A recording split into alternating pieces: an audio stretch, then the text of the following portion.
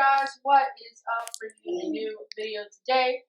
Today I will be bringing you my second installment of my NHL Power Rankings series on Excel using my own system. So before the video starts, please like and subscribe because I am short on subscribers and I need more. So therefore, like and subscribe, and also on Twitch. Mr. Stretch or Jonah Van Delf started a new Twitch channel where he will be streaming Apex Legends, NHL 21, and Minecraft. So if you're interested in any of that, go over to Twitch and look up Sketch Marts. And yeah, go watch him. With that, let's get into the video. So today's video, we will be looking at the NHL Power Rankings in second installment. I have my video of the first installment up so I can kind of compare them a bit. So right off the bat, looking at the two, you can see that they've been changed massively. So I told you guys that I would change the color every time.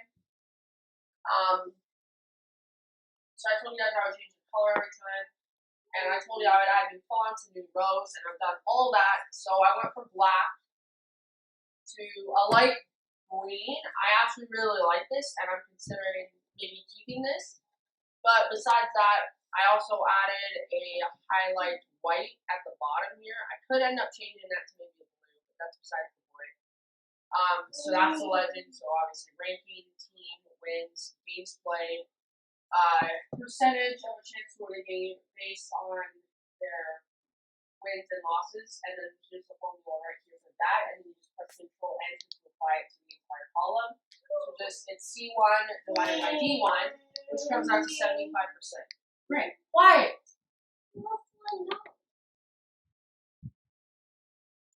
So as you guys can see, Hurricanes at 75% there lead it. That is different from the first episode where the Lightning were leading, followed by the Knights, and the Hurricanes were third. So the Hurricanes jumped up. Their percentage at the time was 70.83, and now it's exactly 75. So since since the first installment, exactly a week ago today, they have won. I believe it's just 2 games. I think they've just won 2 games in the past week. But it's 75% all the way down to Buffalo's 21.43%. Buffalo was last week. They had a 26%, so they've actually gotten worse. They hold the NHL's longest losing streak record right now with 11. So they've lost all their games in the past week. I also added this chart, by the way, I forgot to mention. So brown is games played, as you guys probably already figured out. Black is wins, and then the blue is OT losses, which is one of the 2 columns that I added. 1 is games played, which is just equal A35, which is the amount of games played this season, minus D1, which is their games played, which comes out to 28 for the Hurricanes because they've played exactly half their games. So they are on pace right now for 42 wins, which is on pace for 84 points, which I believe is exactly what the Lightning were on pace for of either a few days ago or last week when I recorded the first episode of this series. So the Red Wings, I noticed, have not been doing well. They've lost, I think, 2 of their 3 games they played this week, I believe. Rangers and the Bruins split their games with each other, but the Bruins did end up falling a bit. Oilers lost a couple games to the Canucks and the Flames, but won all their other games against the Sens. So I believe they played 4 games and they came out 2-2, which leads them to drop 1. I believe the Jets have a winning record. They lost 1 to Toronto, but they beat Toronto in their other game, and they won a couple other games. So I believe they come out with either a winning record or an even record. But the Avalanche also came up as well. They won a couple clutch games. The Wild, I noticed, came a huge when I was updating the list. So when you compare them, the Wild, they went from 60.87% to 65.38%. So I believe, they played 26 games. Last week they had won 23. So yes, they won all 3 of their games in the past week. Great! You don't have to be this loud playing a video game. Also, the Canucks, my favorite team, also did really well in the past week, winning 3 games, I believe. The Canucks last week were 12 out of 29, 41%. And this week they're at 43.75%, 14 wins out of 32 games.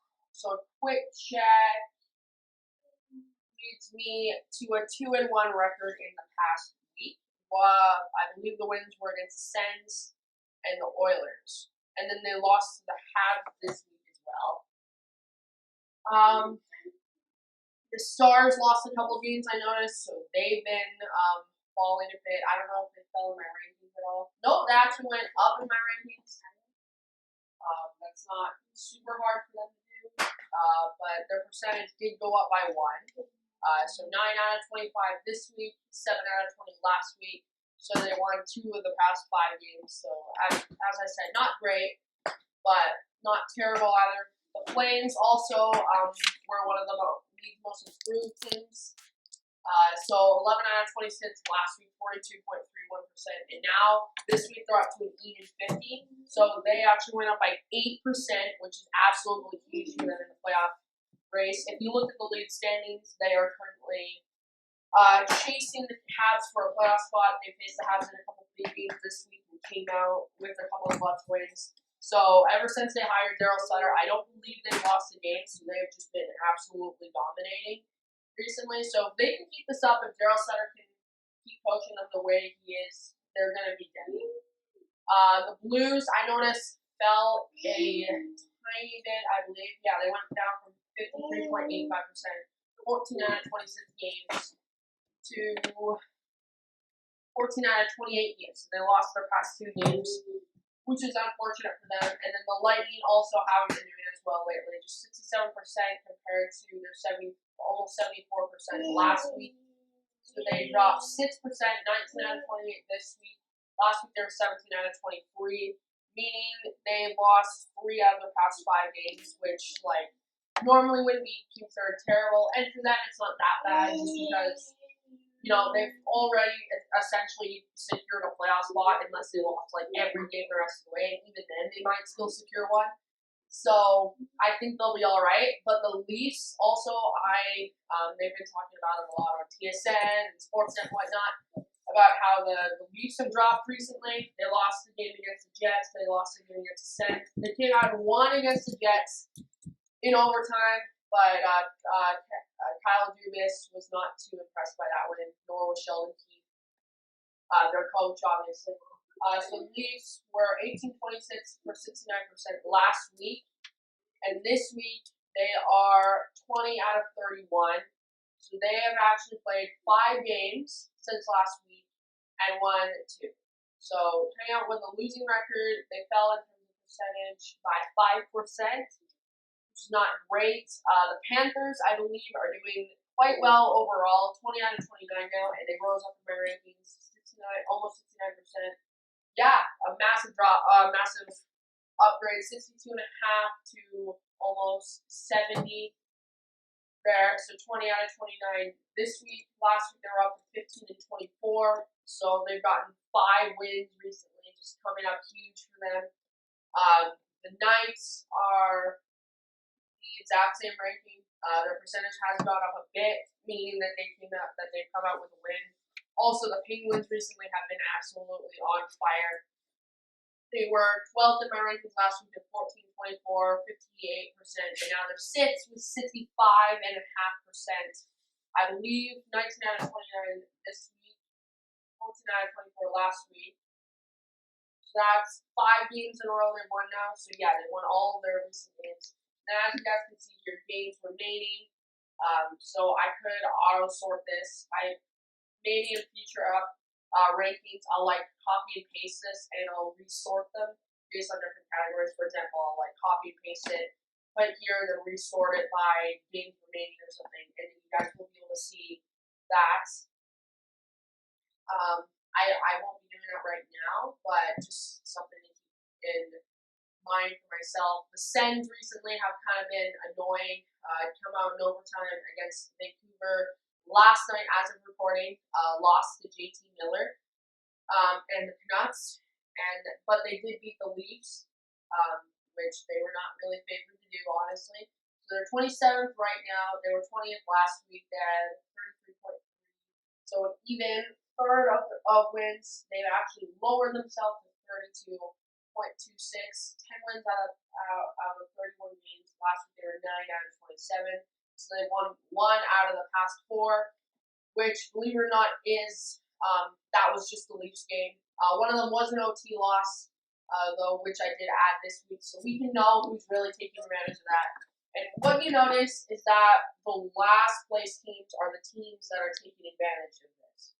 So, and then also the Michigan Middle teams take advantage of it a lot too. Like starting with the Bruins, working your way down, you got 4, 3, 3, 5, 5. Habs with 7, which leads the league. You have the Stars with 6, a little way down, and also the Kings with 6, all the way down as well. And then the last 4 teams all have 4.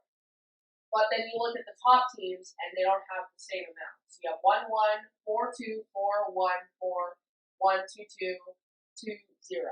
So top 12 teams in the league, yeah, in terms of OT losses, they just don't have the same amount. Just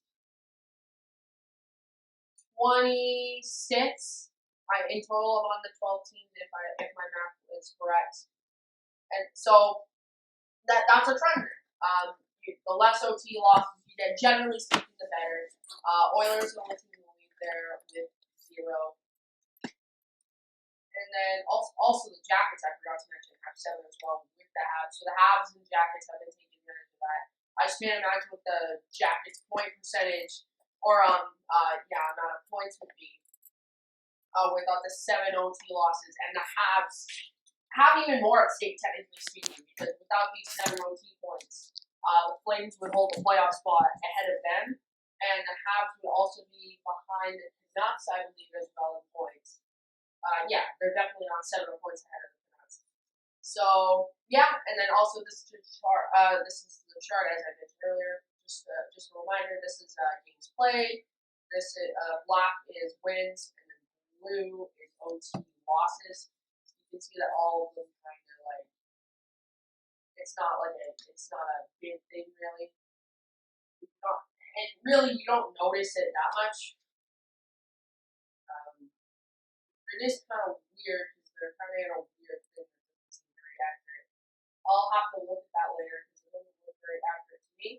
But anyway, based on this, who's played the best in the last week? So I'm going to start this every week because I was originally going to do it as a daily series, and then I figured not enough is going to change and not enough games are going to be played, and not enough time is going to amass between me being able to add columns.